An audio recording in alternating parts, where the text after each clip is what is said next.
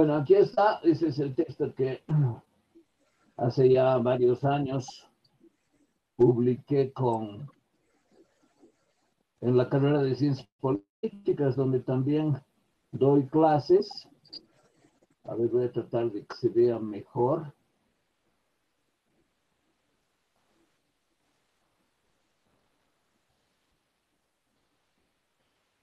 Bueno, espero que se vea mejor. Bueno, el texto, si lo han leído, espero que les haya gustado. Comienzo señalando las características de una obra de teatro que se llama La Mandrágora y que fue la única en realidad que se publicó mientras Maquiavelo vivía. Sus otras obras, la más conocida, El Príncipe, si bien eh, fue muy aplaudida después. Por favor, hay alguien que esté con su micrófono encendido, apáguenlo. Creo que César. Gracias. Bueno, les decía que la obra más conocida, que es El Príncipe, fue escrita como en la forma de una carta, es decir, una carta a uno de los Medici, el que había retomado el poder en Florencia y que lo destituyó, porque Maquiavelo era visto como alguien coludido con la República, es decir, alguien que no tenía una posición anuente con los Medici, que representaban un régimen aristocrático, una dinastía, prácticamente varias generaciones de gobierno en Florencia y que si bien respetaban algunas prácticas que se daban en las instituciones políticas de Florencia, tenían sin duda gran poder. Entonces, hubo épocas en que los Medici fueron deportados y con ello se impuso un régimen republicano. Savonarola, de quien hemos hablado también, se identificaba con el régimen republicano y con la fuerte crítica a cualquier otro régimen de tendencia aristocrática. Entonces, la obra más conocida de Maquiavelo, que es El Príncipe, y fue escrita a principios del siglo XVI y remitida a alguien de los Medici, un rey, un príncipe, una persona con poder, el nombre era en general Príncipe, tenía el propósito, o legislador también, tenía el propósito de recuperar el empleo. Es decir, Maquiavelo buscaba que cuando los Medici volvieron, fines del siglo XIV, al gobierno de Florencia, fuera restituido de su cargo porque él había sido identificado con la República y los Medici lo destituyeron. Entonces escribió este libro, El Príncipe, con el propósito de convencer al regente, en este caso Julio Medici, que le restituyera en su cargo. Así pasó mucho tiempo, más de una década. Al final, antes de morir, recuperó su cargo, pero en un cargo totalmente anodino. Él estaba en la época de la República encargado de asuntos internacionales, es decir, tenía el propósito tenía la misión de efectuar tareas y comisiones de Florencia, que era una ciudad-estado, en distintos países o con otras ciudades-estado, y así viajó muchas veces e hizo un buen papel. No era propiamente el canciller, no era el representante de la República de Florencia, sino era un secretario, pero un secretario que tuvo un buen desempeño, un secretario que pudo lograr algunos beneficios para Florencia y realizó su trabajo de una forma muy elogiosa para la propia República. Sin embargo, cuando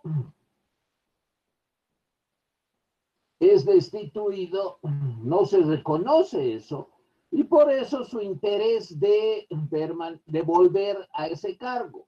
Logra retornar, pero poco tiempo después muere, y además le devolvieron un cargo muy de baja ralea, es decir, era un cargo de bibliotecario, encargado del archivo de la entidad que se ocupaba del registro de los documentos oficiales de Florencia. Entonces, no tuvo el efecto que el príncipe, la carta que le envió Maquiavelo a Julio Medici, no tuvo el efecto que él esperaba. Entonces, esta obra, El Príncipe, hecha como carta para recuperar el empleo que tenía Maquiavelo, no cumplió su objetivo. Y bueno, Maquiavelo muchas veces se quejó de ser víctima de la fortuna. Y se refería a estas situaciones, ¿no? De que fue destituido cuando los Medici volvieron, etc. Entonces, como teórico no tuvo reconocimiento. Encima, le plagiaron el Príncipe y una persona con su nombre lo publicó, lo que además ocasionó mucho malestar a Maquiavelo, ¿no? Que haya sido plagiada su obra tan importante, que era en realidad una carta secreta, casi secreta, diríamos, dirigida a Julio Medici, con el propósito de recuperar su empleo. Encima que no se reconozca su autoría, eso pasó en los primeros años de la segunda década, hacia 1520 del siglo XVI. Entonces, fue golpeado por la fortuna, como él mismo dice, perdió su empleo, estaba en el borde de la pobreza, recuperó al final de su vida un empleo casi por misericordia, pero que no se contrataba a las funciones que él desempeñó como secretario de una unidad con funciones de relación internacional, de relaciones de relaciones de Cancillería. Bueno, entonces Maquiavelo tuvo bastante mala suerte en cuanto al reconocimiento de sus obras, y lo que a él más le interesaba es conseguir dinero, escribir que se venda y tener algún ingreso. escribir obras, ganar dinero. Y eso no logró con ninguna de sus obras, salvo con La Mandrágora, que en 1518 la escribió y se publicó rápidamente. Es muy corta la obra, se lee en poco tiempo, unas pocas horas. Y en realidad no es un cuento, sino es una comedia. Es decir, está escrito para ser, el texto está escrito para ser representado en una obra teatral. Y por eso también tuvo éxito. Y no solamente ganó algo de dinero, no se hizo rico, pero lo que le interesaba realmente era tener dinero y siempre se lamentaba de ser pobre y de que nadie le reconozca también económicamente su talento de escritor, de historiador. Ha escrito también Historia de Florencia, que es muy buen libro, extenso. Por eso también le dan el cargo al final por piedad de que sea responsable como bibliotecario del archivo. Entonces, él tenía una gran producción sobre las décadas de Tito Livio también, sobre la guerra. Esos son algunos de sus textos que son extraordinariamente bien pensados, bien elaborados y que muestran un quiebre en el proceso de problematización filosófica sobre la política. Es decir, Maquiavelo rompe la tradición greco-latina y la tradición medieval de supeditar la política a la moral y de condicionar el desempeño del gobierno al bien común. Eso rompe definitivamente Maquiavelo. Entonces, pese a tener ese talento y saberse a sí mismo como una persona esforzada en el trabajo intelectual, hizo muchas investigaciones, pesquisas para escribir su Historia de Florencia, pese al estudio que lo caracteriza de la historia universal. El Príncipe está llena de referencias históricas. Todo eso no se expresaba en una remuneración económica, que era lo que a él interesaba. Y sus obras nunca tuvieron ese reconocimiento que incluya dinero. Salvo, como les digo, La Mandrágora, porque producía risas en el público. Era una comedia en la que los espectadores comenzaban a verla. Los personajes eran muy graciosos y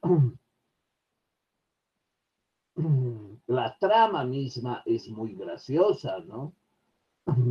Si la han leído o han leído este texto que yo escribí, que es una ponencia, se habrán dado cuenta que realmente es muy gracioso. Pero no estamos viendo aquí una obra que dé un poco de risa, sino estamos viendo cómo en el autor sus principales tesis políticas, de filosofía política, expresadas en El Príncipe, también se expresan 5 años después. El Príncipe es de 1513, La Mandrágora es de 1518, se expresan también de otra manera, en otro género, como es la comedia, pero en definitiva son las mismas tesis. La filosofía política de Maquiavelo depende de su antropología filosófica. Algo así también hemos visto en el caso de Platón, pero esa es una similitud, diríamos, muy general. La idea que tiene Maquiavelo de los hombres es que, claro, puede haber algunas personas buenas ingenuas, que quieren hacer el bien, pero todas tienen, o todas las personas tenemos algunos impulsos, no diríamos pecaminosos, sino hacia lo malo. Es decir, nadie está exento de querer hacer cosas que le produzcan beneficio y que no sean buenas moralmente. Cada uno de nosotros tiene impulsos y generalmente sucumbimos a esos impulsos. Entonces, lo que se ve en la obra, en la Mandrágora, es eso. Por ejemplo, Lucrecia, que es esta esposa joven de un viejo muy rico, muy avaro e impotente, Lucrecia, que los nombres que usa son muy significativos, ¿no? Porque son nombres con claro significado. Lucrecia significa la que gana, la ganadora, y siempre la que gana. Era joven, era bella y quería ser buena, quería ser una buena mujer, una buena esposa, pero también tenía deseos. Y el principal deseo que tenía era el deseo de acostarse con Calímaco y obviamente de engañar a su marido. Y, todo, y toda la trama gira en torno a esto. Entonces, fíjense, inclusive alguien que quiere ser buena, que quiere cumplir los valores y preceptos de Dios, que eso también se puede extender a la política, ¿no? Es decir, la sociedad, en la sociedad hay gente que quiere ser buena, que quiere ser honesta, que quiere ser auténtica y que no va a utilizar el poder para su propio beneficio, pero siempre hay la tentación y siempre hay en el interior humano fuerzas que llevan, no diríamos al pecado, sino a acciones inmorales, a robar, a traicionar, a enriquecerse, a lograr placer, en este caso, el caso de Lucrecia. Entonces, esto nos muestra, inclusive en ese caso, que la naturaleza humana es proclive a realizar el mal, que la naturaleza humana es proclive a ser egoísta, es decir, el hombre, la mujer tienden a ser egoístas, quieren beneficios, quieren riqueza, quieren placer, quieren lograr sus objetivos. Y eso por extensión hay que entender como un factor fundamental en una trama política. Es decir, los políticos nunca van a ser honestos. Esa es la convicción que tiene Maquiavelo, fíjense. Los políticos nunca van a ser moralmente buenos, van a ser mentirosos, van a ser ladrones, van a ser egoístas, van a ser traidores, pueden ser hasta criminales. Entonces, esa es la naturaleza humana y así son los políticos y predicar lo contrario, que deben ser buenos, que deben preocuparse por el bien común, que deben cultivar la virtud, que deben seguir los principios cristianos o los valores morales, como han hecho Platón, Aristóteles, San Agustín, Santo Tomás, durante, fíjense, 2 milenios, 2000 años de prédica moral sobre la política.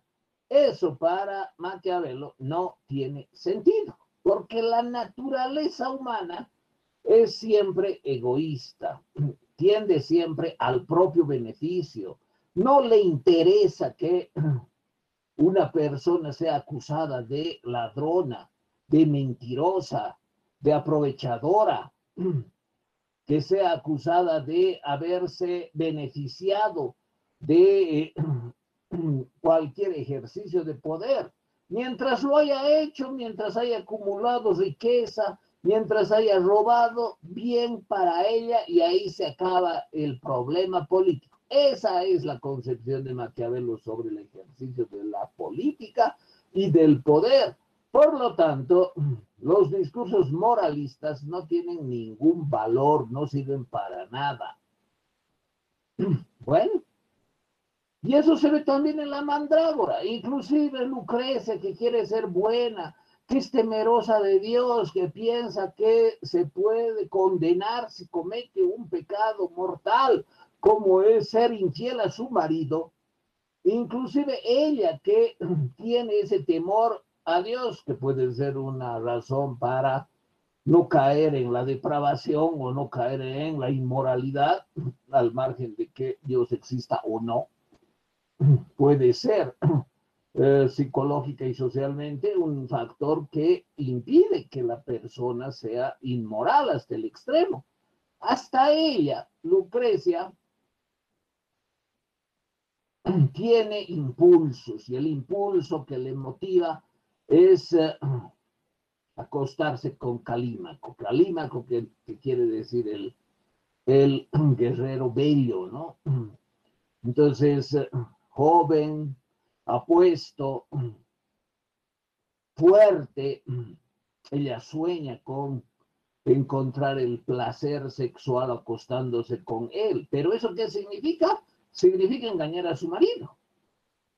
Entonces aparece el conjunto de personajes que expresan también a la humanidad, es decir, expresa como Maquiavelo ve que todos somos egoístas, mentirosos, queremos aprovecharnos siempre de los demás. Y los discursos moralistas son solo eso, retórica vacía. Y eso se aplica tanto a la moral como a la política. Esta obra es más una comedia satírica, pero lo que expresan los personajes es lo que Maquiavelo ve del hombre. El hombre para él tiene esas características. Su antropología es negativa. Entonces, a partir de una antropología negativa, él desarrolla una filosofía política elitista. Es decir, una filosofía política que consiste en decirle al gobernante o príncipe lo que podría hacer. Habida cuenta de que en la política no interesa la moral, no interesan los discursos retóricos, interesa mantener e incrementar el poder, nada más.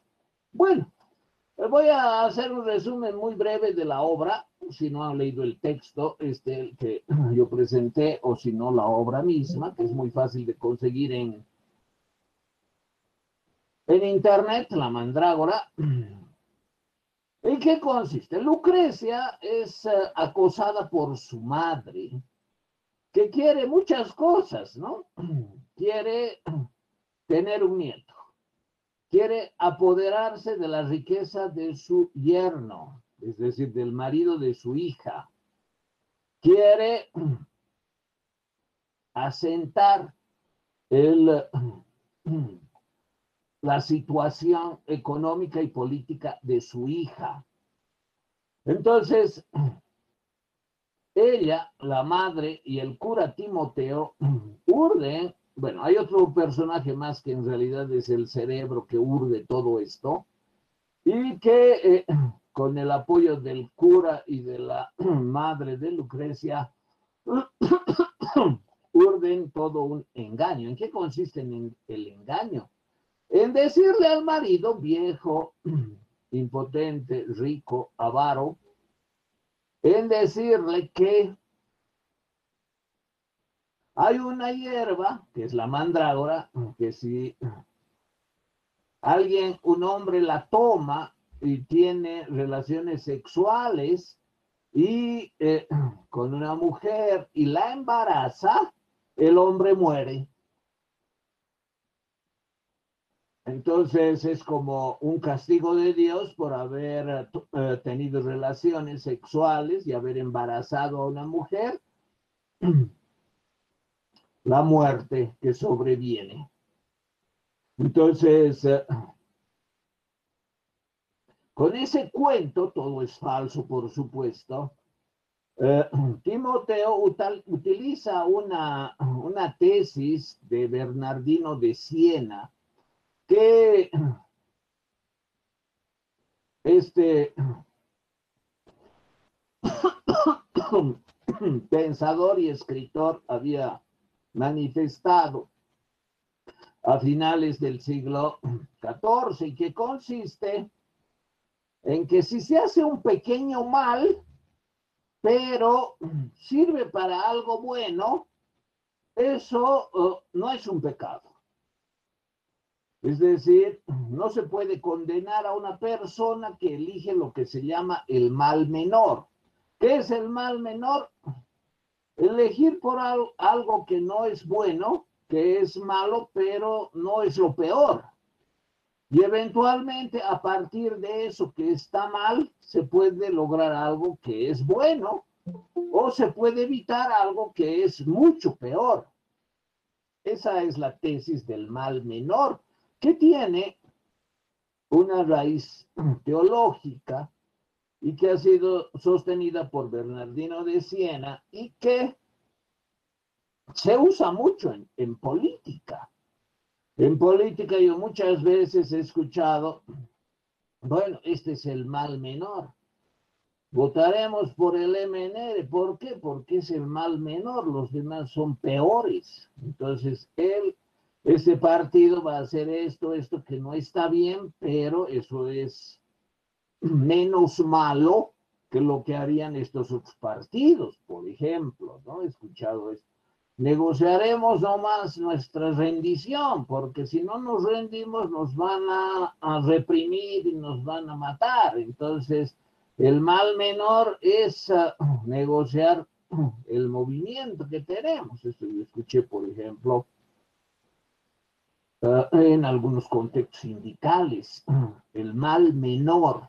Y fíjense, es una tesis de Bernardino de Siena que consiste precisamente en juzgar una decisión a partir de las consecuencias posteriores. Es decir, si una decisión, yo decido hacer algo y eso conlleva, eso implica y eso produce evitar males mayores después o conseguir productos que son beneficiosos o buenos, entonces está bien, el mal se convierte en bien. Y eso es lo que está escrito en esta obra. Y de ahí la concepción de el fin justifica los medios.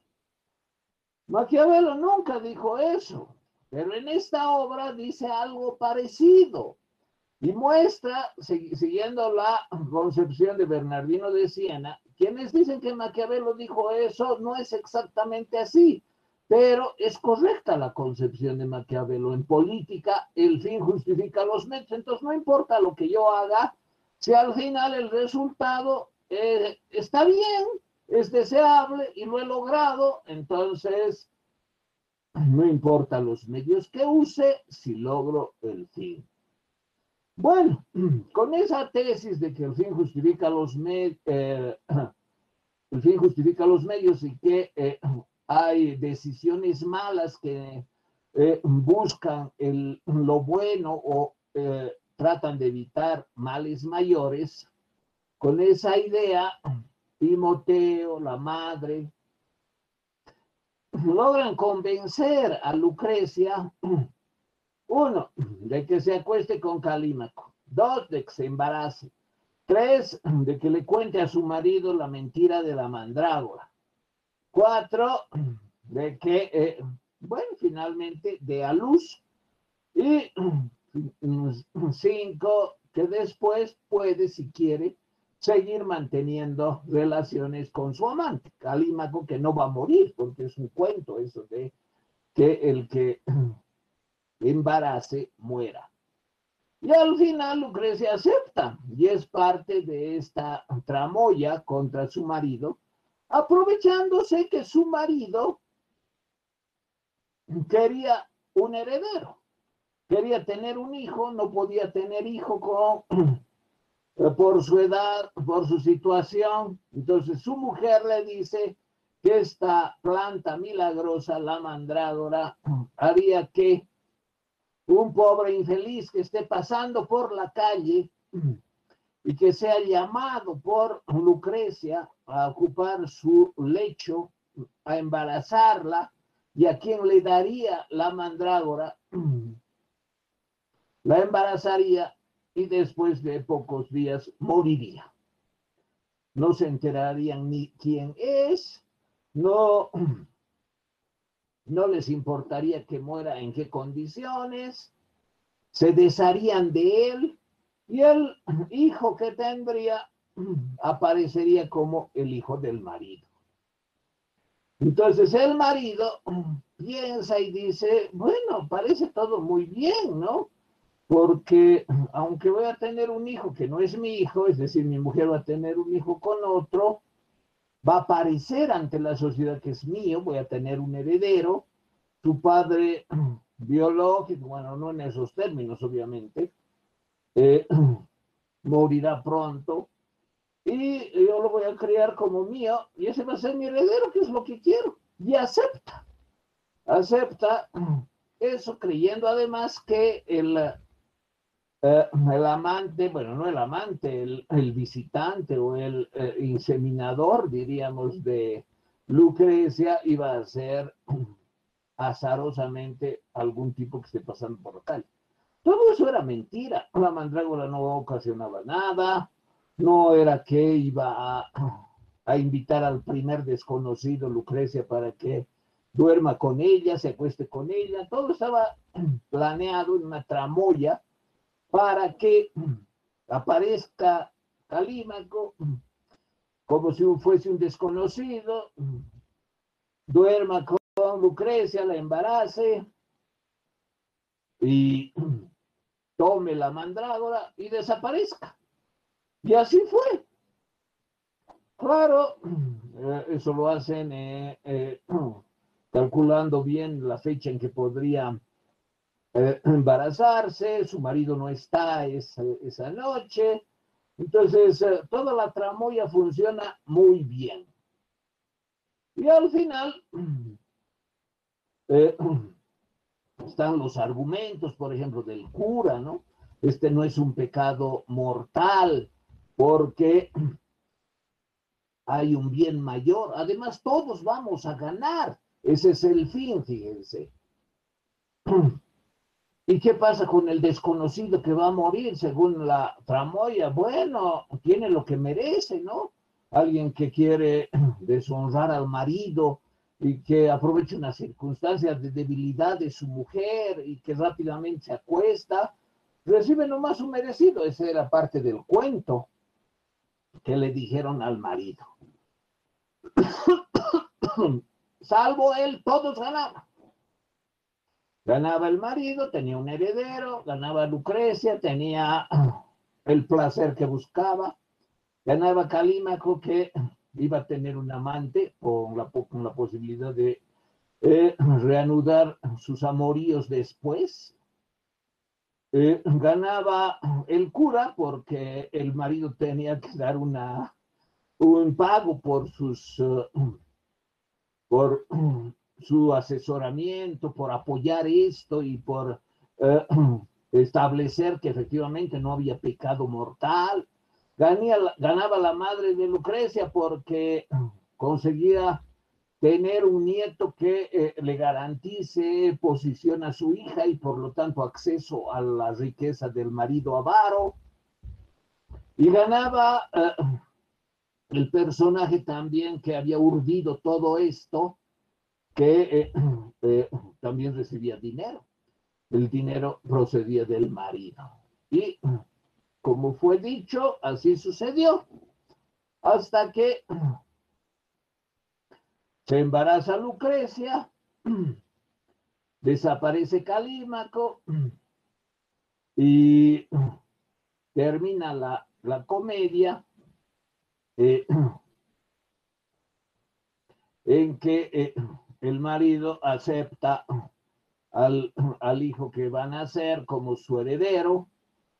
Y bien, todos felices. el fin justifica los medios.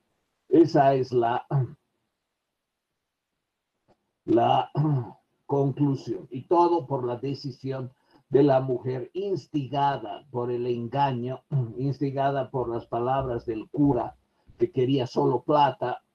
Todo esto refleja también la situación de Italia, esa situación que hemos hablado en la que había papas que patrocinaban a sus hijos, tenían varias mujeres y hacían un uso deplorable del poder, vendían indulgencias, etc. Entonces, mostrar al cura como el mentiroso mensajero de Dios que estaría santificando el pecado de infidelidad. Bueno, es simplemente una manera de mostrar con bastante ironía el mundo en el que vivía Maquiavelo. Aquí hay una frase escrita por Maquiavelo. La grandeza de los crímenes borrará la vergüenza de haberlos cometido. Fíjense, eso está en El Príncipe. Y con frases como esta es que se justifica esa concepción. El fin justifica los medios. Es decir, si los crímenes que yo realizo como político dan por resultado, como producto de mi gestión, de mi gobierno, algo que es bueno, es grande, entonces todos se van a olvidar de los crímenes que he cometido. Simplemente tienen que ver lo que he hecho. Es decir, esa obra grande, monumental. Y mis crímenes van a quedar borrados. Y la vergüenza de haber sido yo un criminal, ya nadie se va a acordar. Esa es la concepción de el fin justifica los medios. Y claro, aquí el fin es que todos ganen como efectivamente fue. El marido, no importa, cornudo, pero tenía un heredero y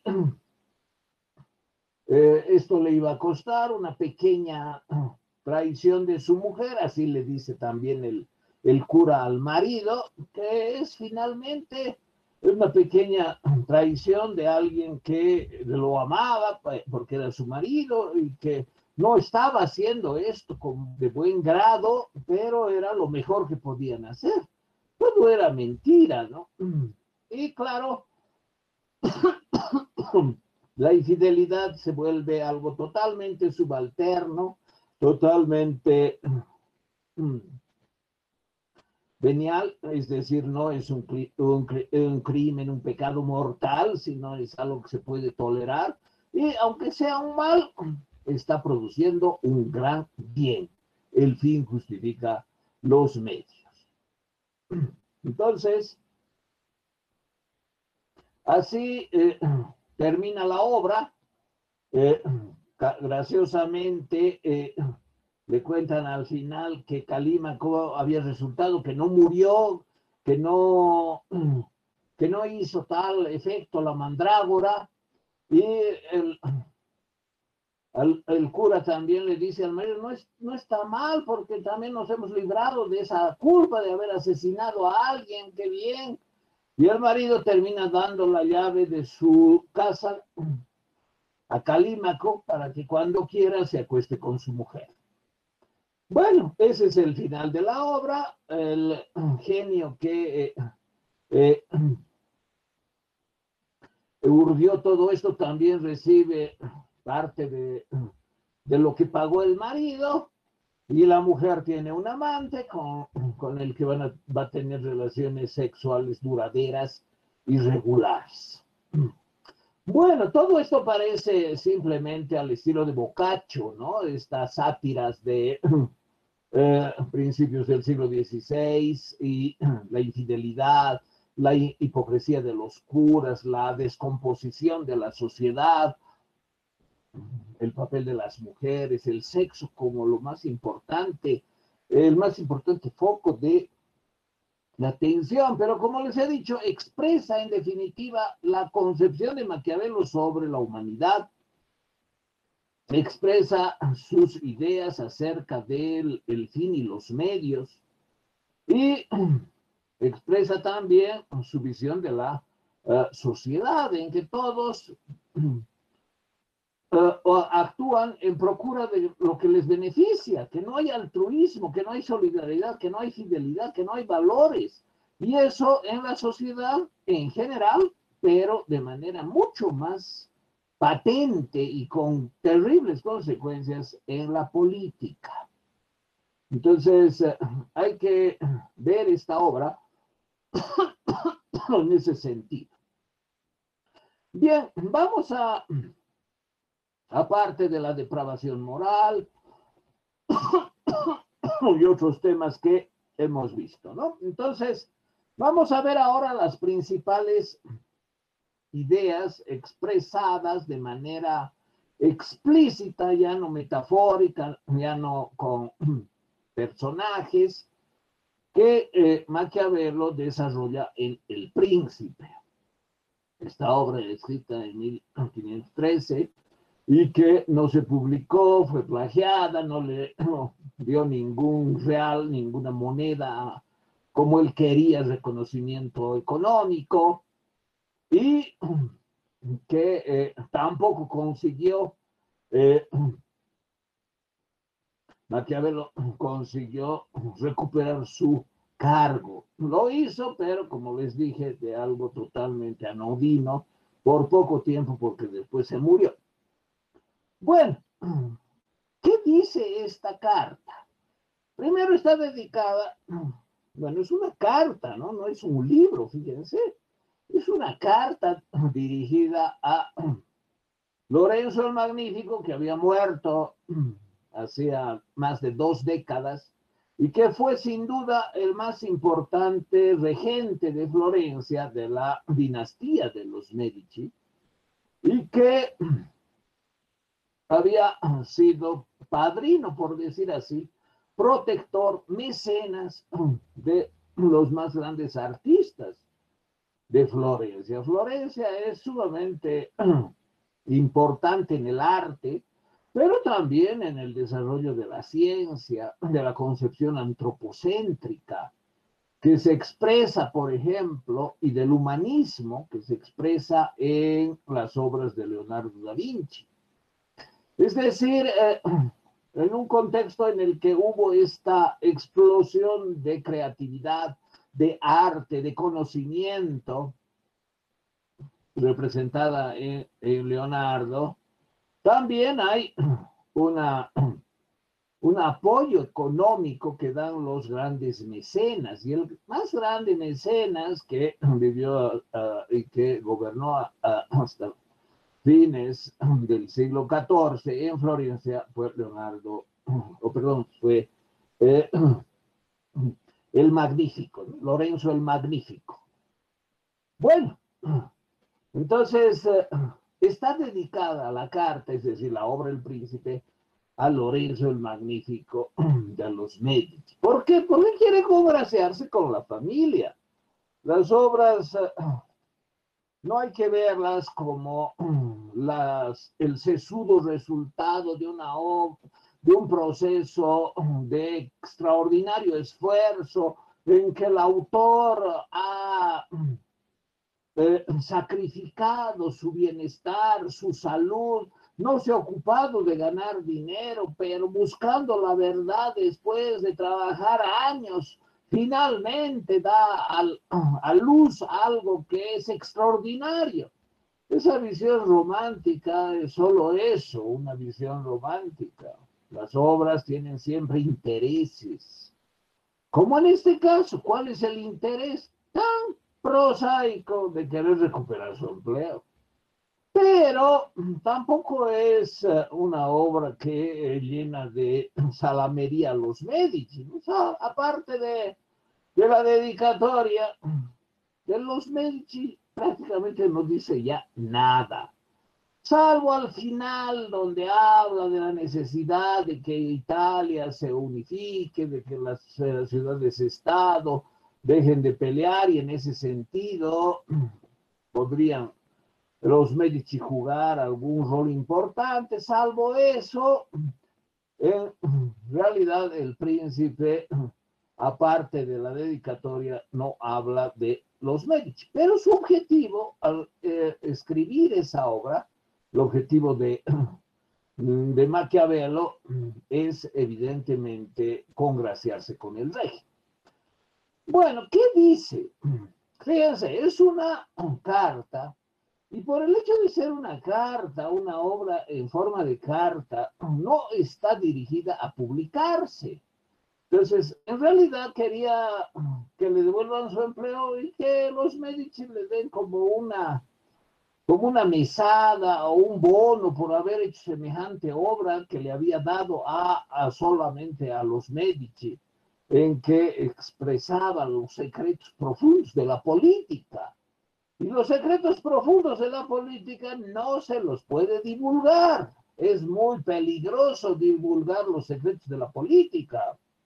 ¿Por qué es peligroso? Porque si los gobernados se dan cuenta cuál es el credo moral de los políticos, no van a apoyarlos jamás.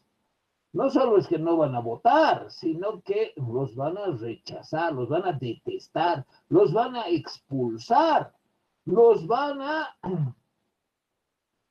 depreciar, es decir, no van a valer nada en la sociedad, porque saben lo que piensan, cómo actúan, sus valores, saben todo eso. Entonces, cuando se habla a un político de cómo hay que gobernar, eso hay que hacerlo en secreto, sin que los gobernados sepan. Y en ese sentido, la obra no es para que se conozca, sino para que los gobernantes, bueno, si tienen poder, lo acrecienten gracias a la obra. Si no lo tienen, pero quieren conseguirlo, lo consigan. Es decir, conseguir y acrecentar el poder. Esa es la finalidad del príncipe, como un conjunto de pautas reveladas de manera secreta al príncipe. ¿Quién es el príncipe? Es el gobernante, es el rey, es el regente, lo que sea que tiene poder. Y en Florencia es, sin duda, quienes estaban a la cabeza de las instituciones políticas. Y en el tiempo en que escribió Maquiavelo, los Medici que lo habían expulsado de su trabajo. Bueno, ¿qué dice en este contexto de secretismo, de decirle al gobernante, esto que te estoy diciendo es solo para ti, no es para que lo divulgues y mucho menos para que los súbditos sepan, porque ahí sí que vas a perder poder? Bueno, lo que le dice, en resumidas cuentas, es que no tenga prejuicios, no tenga resquemor, no tenga escrúpulos, no tenga ninguna barrera ante cualquier medio, que recurra a cualquier medio para lograr el fin. ¿Cuál es el fin? Aumentar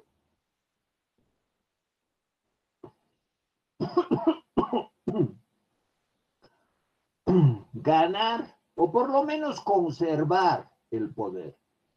Para los que no tienen, si leen a Maquiavelo, que aprendan a ganarlo.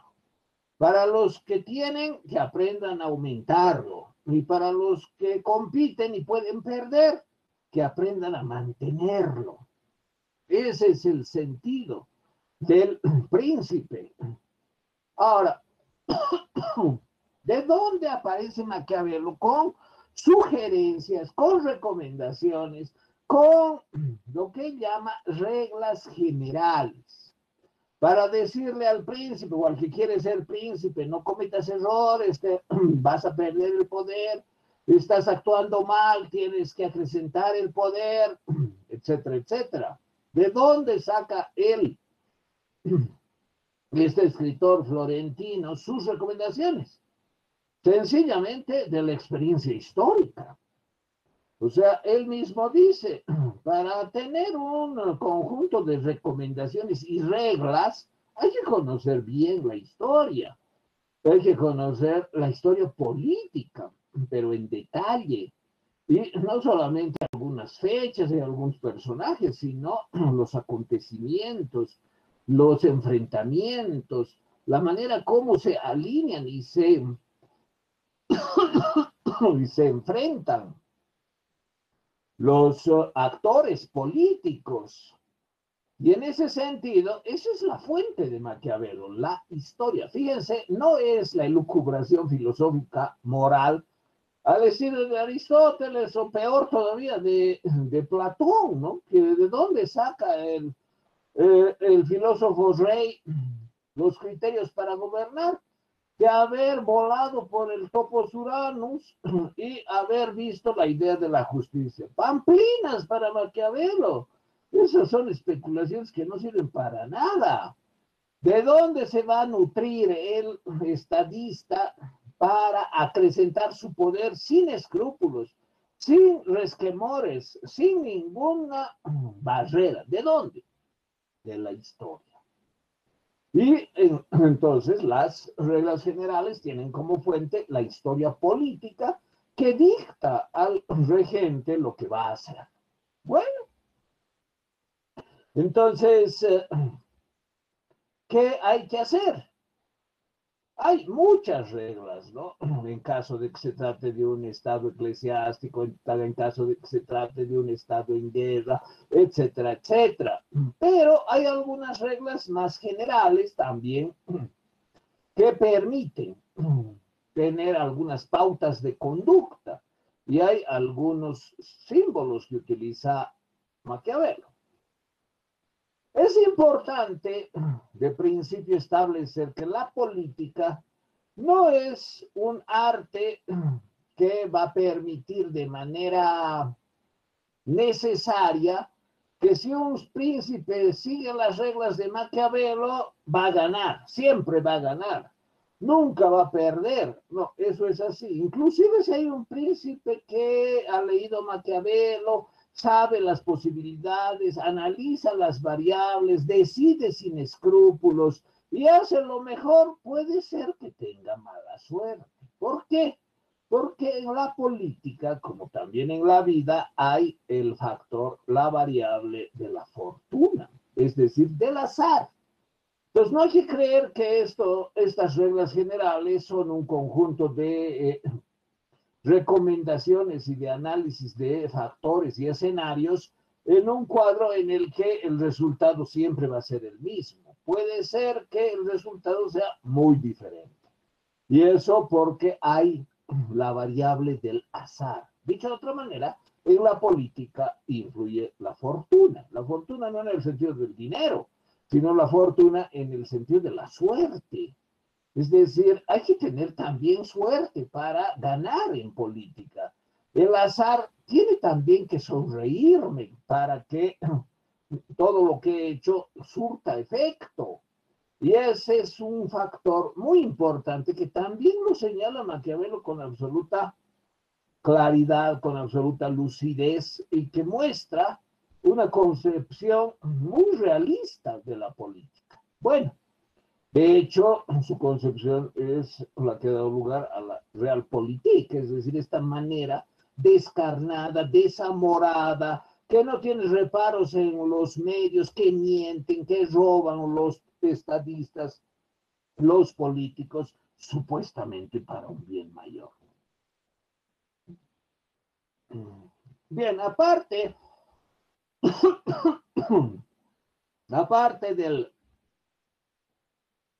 de la fortuna, entendida como la suerte, hay que contar también las dos imágenes, los dos símbolos que utiliza Maquiavelo, que son la zorra y el león. Entonces, ¿qué representan? Representan la astucia y la fuerza. El estadista, el que gobierna, el príncipe, el regente, o como se llame, debe tener en cuenta la fortuna, pero también debe conocer muy bien la historia de su ciudad, de su país, Debe conocer las reglas generales que le susurra al oído Maquiavelo en su obra, y debe tener la capacidad de decidir por la mejor opción en el momento preciso. Y eso significa o ser astuto o ser fuerte. ¿Qué significa ser fuerte? Significa ser represor. Es decir, el gobierno tiene que reprimir, tiene que usar la fuerza. ¿Y qué significa usar la fuerza? Bueno, el extremo es asesinar y hacer desaparecer a los enemigos, lo que también se daba en Florencia. Hubo crímenes en, en Florencia, inclusive hubo un crimen en la propia iglesia, porque eso era habitual, es decir, llegar a situaciones extremas de enfrentamiento y de uso de la violencia de parte del regente, del príncipe, en contra de sus enemigos. Entonces,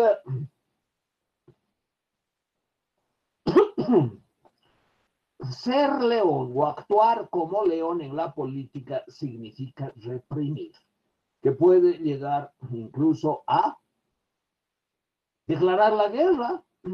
Bueno, para mantenerme en el poder voy a declarar la guerra y voy a contratar mercenarios porque he robado tantos recursos, tanto dinero, que voy a tener un ejército de mercenarios que van a hacer la guerra por mí y me van a permitir. Ni siquiera me interesa ganar la guerra, me interesa distraer o atemorizar al pueblo para que no me derroquen.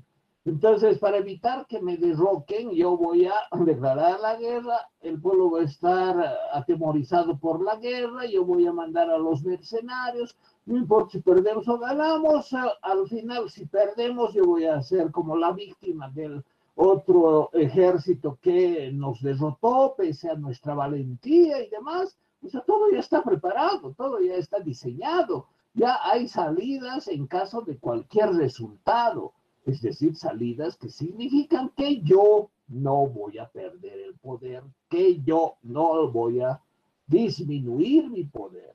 Y si para eso tienen que morir y tengo que pagar para que fuera, lo voy a hacer. Y tengo que pagar a gente que torture, que asesine, que haga desaparecer a los opositores, a los críticos, lo voy a hacer.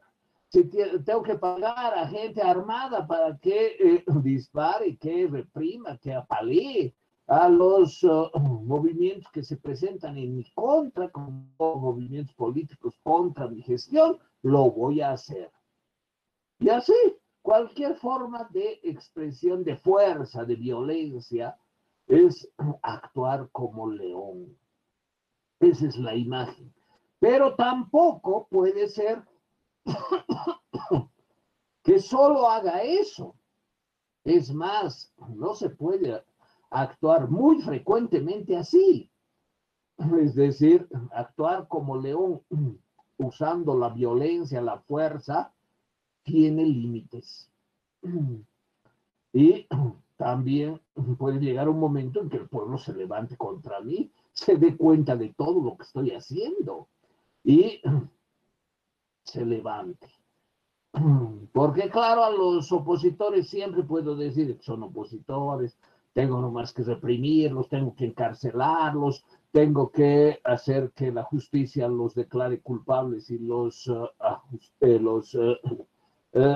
elimine, etc. Entonces, eso tiene límite. El uso de la fuerza, ser león en la política, no es algo que se puede ejercer indefinidamente, porque además cada vez tiene que ser mayor el empleo de la represión, el empleo de la fuerza, es decir, van a aparecer otros que se van a oponer peor a lo que estoy haciendo. Entonces ahí hay que combinar ser sola. ¿Qué significa ser zorra en la política? Bueno, significa lo que se pueden imaginar, ¿no? Hacer lo que sea, que no tiene relación con la fuerza, no tiene relación con la violencia, que no tiene relación con el uso de la represión a los opositores, sino que consiste en muchas otras cosas. Por ejemplo, la cooptación, el soborno, el amedrentamiento con amenazas, la formación de facciones pagadas para cualquier acción colectiva, el soborno, la extorsión, el chantaje, todo eso vale. Y tengo que ser tan hábil de ser zorra. Es decir, por ejemplo, puedo hacer una tramoya para y después extorsionar a un político. Eso fue frecuente en Florencia. Había pruebas de que fulano era homosexual y claro, en Florencia la homosexualidad y la sodomía eran no solo pecados, sino eran un crimen que debería ser pagado con la vida. Entonces, hacer eso ocasionaba que alguien que fuera descubierto y haya visto que todo eso era una tramoya para que caiga, tenga que salir corriendo, pues, si no quería perder la vida. Entonces, todas esas acciones, o contratar gente para crear situaciones, o simplemente decir, bueno, tú eres un opositor, pero te voy a dar este cargo, así que ya no molestes. O si no, tú eres un opositor a mi régimen, pero le voy a dar cargo a tu pariente, a tu familiar. Así que ya no molestes. Eso es ser zorra en la política. Esa es la zorra. Ese es el político que sabe usar el poder para su propio beneficio sin necesariamente incurrir en la violencia, en la fuerza, de ser león. Y aquí todo vale, todo absolutamente. Traicionar a los aliados. ¿Cómo la vamos a traicionar si era nuestra aliada? No, es que está tomando mucha fuerza y no podemos permitir que llegue a tal situación de fuerza. Es decir, tenemos que refrenarla. Argumentos como ese expone lo que es esta sabiduría secreta del gobernante, de saber conciliar decisiones de fuerza o de astucia, de ser una zorra o de ser un león. Y eso, y para eso también sirve, en primer lugar, el conocimiento histórico, es decir, conocer cuándo, qué pasó, por qué, qué gobernante hizo qué, me permite, por analogía, pensar lo que ahora puede suceder si yo hago esto, o puede suceder esto otro aquí ahora si hago esto otro. Entonces, fíjense, conocimiento histórico, capacidad de análisis de la situación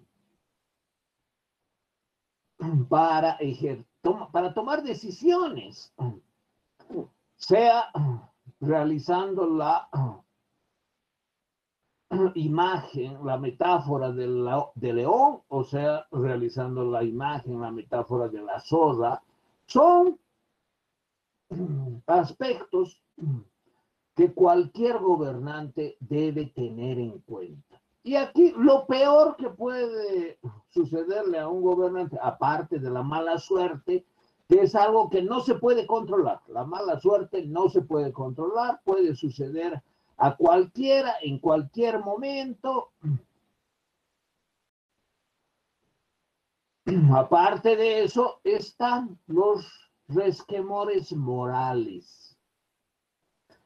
Si un príncipe es muy ambicioso, no está mal, está bien que sea ambicioso, pero lo que está mal es que se deje llevar por la ambición y cometa tonterías, es decir, que pierda el poder, que no lo incremente, que actúe mal porque, bueno, por ambicioso quería esto y hizo esto y le salió al revés, ¿no?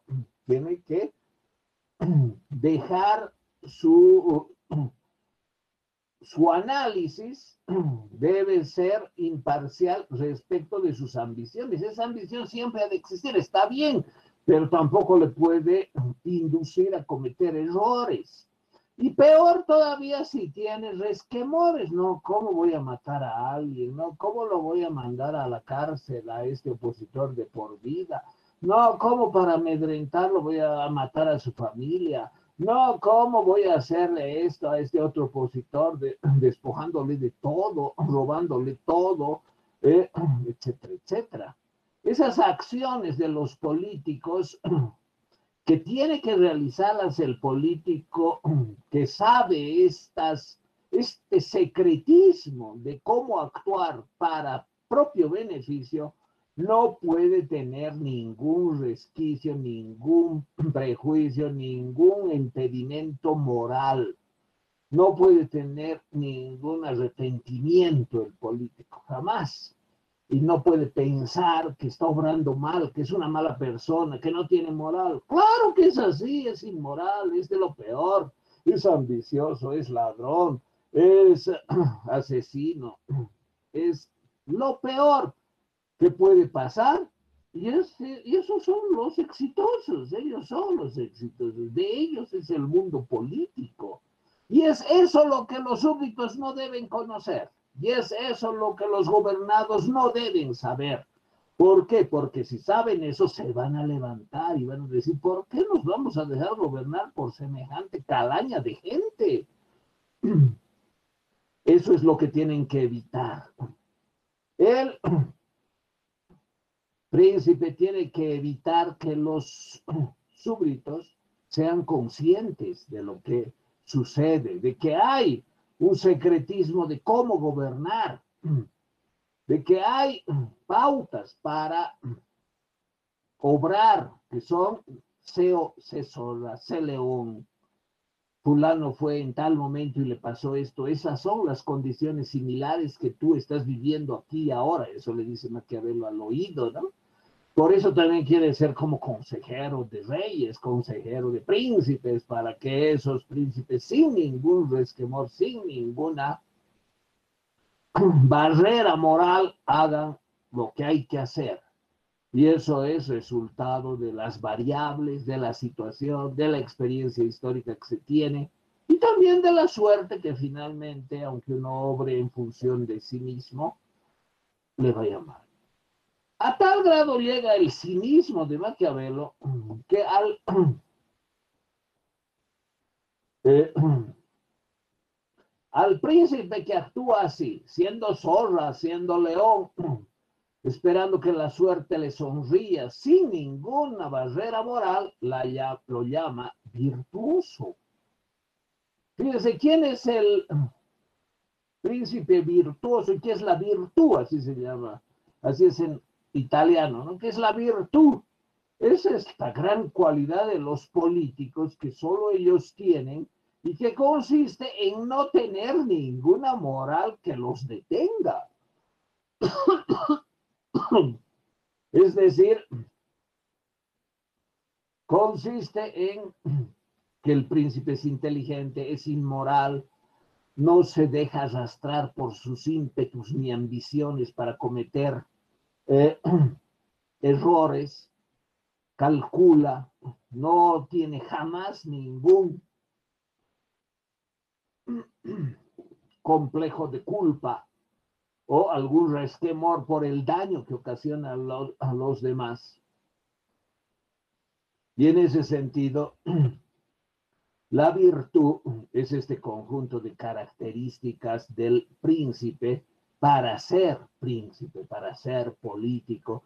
Y esas personas, aunque les vaya mal alguna vez por la fortuna, también en otros momentos la fortuna les va a sonreír y van a tener el poder para todo su placer y toda su ambición. En el texto analiza también algunas características del contexto cultural, de cómo Maquiavelo también acepta algunos temas de Aristóteles, por ejemplo, la división en los dos mundos, el supralunar, el sublunar que hemos visto anteriormente, la división de de los regímenes en normales, en decadentes, Pero eso, bueno, en el fondo no tiene las connotaciones que le dio Aristóteles, ¿no? Todo es como eh, algo complementario. Estas transformaciones, por ejemplo, que la monarquía decaiga en tiranía o la democracia en demagogia, no las ve desde la perspectiva moral, ¿no? De Aristóteles, es decir, la tiranía es el peor régimen, es el que destruye la sociedad, etcétera, sino que las ve como parte de los ciclos. Y también eso es fruto de su experiencia personal, ¿no? En 1498 perdió su empleo. Llegaron los Medici, lo expulsan de la Secretaría de la Cancillería, tercer secretario, así era su función. Y bueno, todo ese tiempo está buscando que los reincorporen. 1512 hace la carta, no le sirve de mucho, en realidad de nada, pero todo ve como ciclos. Bueno, después esperaba volver, no pudo. También tuvo una época buena en que tuvo cierto poder, era un funcionario, no era el regente, ¿no? Eso estaba reservado a los Medici. Y el de aristócrata no tenía un solo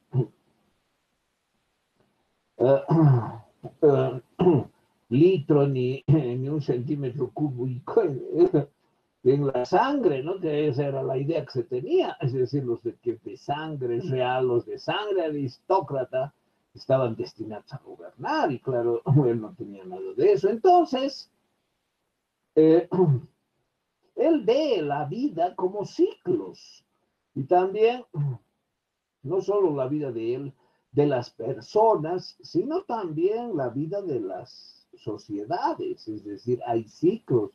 Y bueno, puede haber un ciclo largo de los tiranos, ¿no?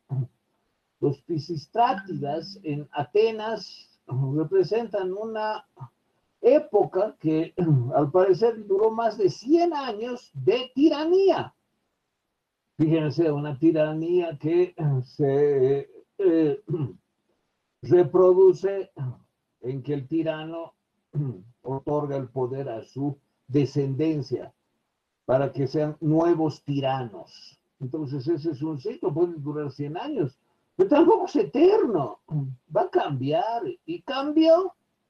Se levantó el pueblo, se construyó una monarquía, una democracia, lo que sea, que tampoco es indefinido, va a tener un tiempo. El arte es estar en esos arcos de los ciclos, es decir, en esos arcos en que sube y estar ahí, va a bajar, y también, bueno, hay que sufrir, como él no tuvo empleo, pero eso tampoco va a ser eterno, ni tampoco lo de arriba. Entonces, estar en los arcos de los giros, sea de la historia, de la sociedad, del país, de la ciudad, de los cargos, de la vida o de lo que sea, es comprender cómo es el mundo. Y para que eso resulte más o menos rápido y que yo estando arriba me aproveche bien de la situación, porque eso va a ser temporal, y cuando esté mal pueda soportar con todo lo que he robado, por ejemplo, eso depende de mi capacidad, de mi comprensión del mundo, de ser zorra, de ser león, o de lo que fuera que me permita leer los signos y leer el diagrama en que tengo que identificar a los actores, los que se oponen, los que me apoyan, y que tengo que identificar las posibilidades de acción. Puedo hacer esto, puede ser el peor león asesinando a mansalva, puedo ser una gran zorra, ¿no? También. Entonces, esa capacidad, y bueno, tener buena suerte, que me sonría la suerte. Entonces, todo eso tengo que ver como ciclo.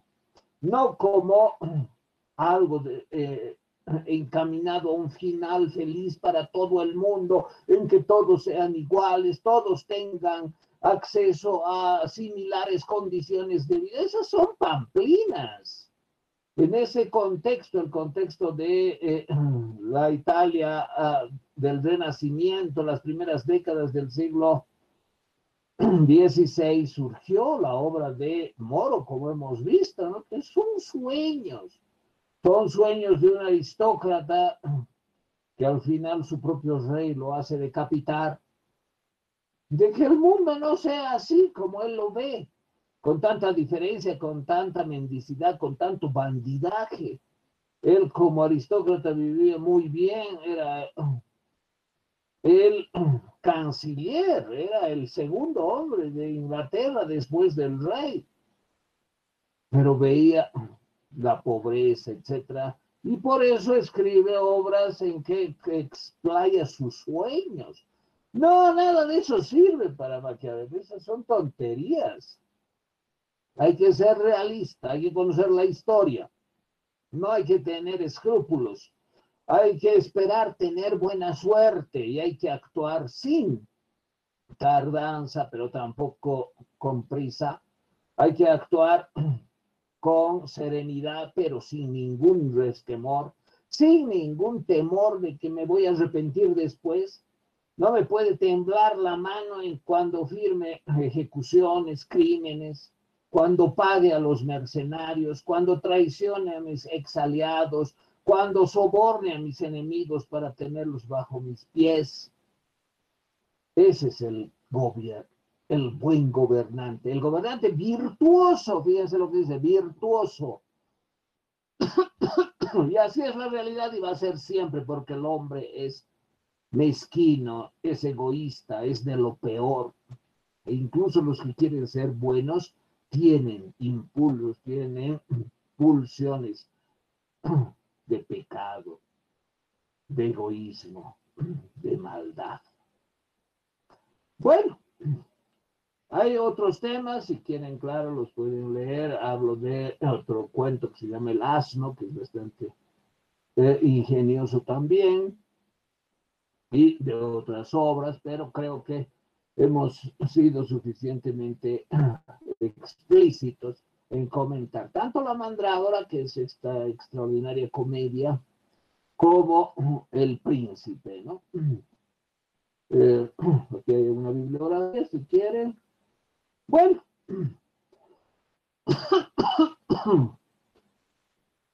no sé si alguien tiene alguna pregunta, algún comentario.